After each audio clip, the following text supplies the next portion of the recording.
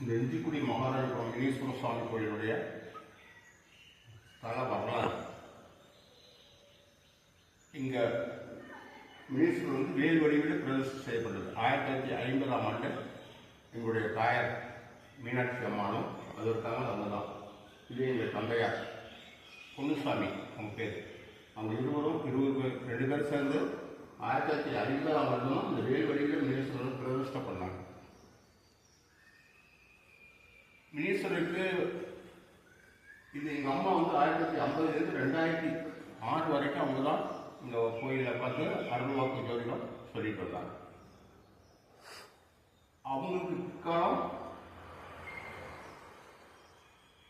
தம்பி பார்த்தாப்புல. இப்போ தம்பிக்கு பிறகு நான் வந்து இங்கே பார்க்குற மாதிரியான வினீஸ்வரர் உத்தரவு கொடுத்துருக்காரு.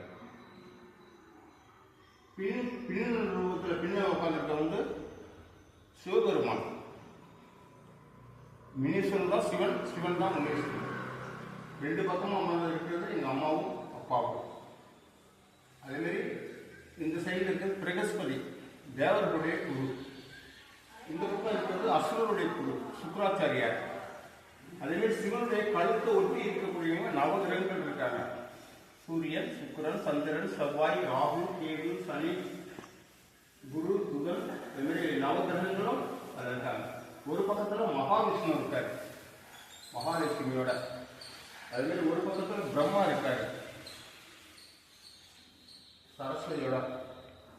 பராசக்தி சின்ன ரூபத்தில் கீழே சிவனுடைய காலடியில் நிற்கிறாங்க. பின்னாடி ஒரு குரு இருக்காரு. அது எங்கள் அம்மாவுக்கும் அப்பாவுக்கும் உள்ள குரு, ஆன்மீக குரு.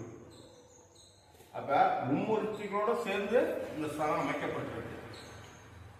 சிவனே முனீஸ்வரராக இருந்து அருள் பாலிக்கிற விதமாக இங்கே அமைஞ்சிருக்கு. இங்கே எல்லா நாளும் காலை ஒரு 9 மணிலேருந்து இரவு 8 மணி வரைக்கும் அருள் வாக்காகவும், சோழி போட்டு பார்த்தும், பிரசன்னமாகவும் ஜோதிடம் பார்க்கும்.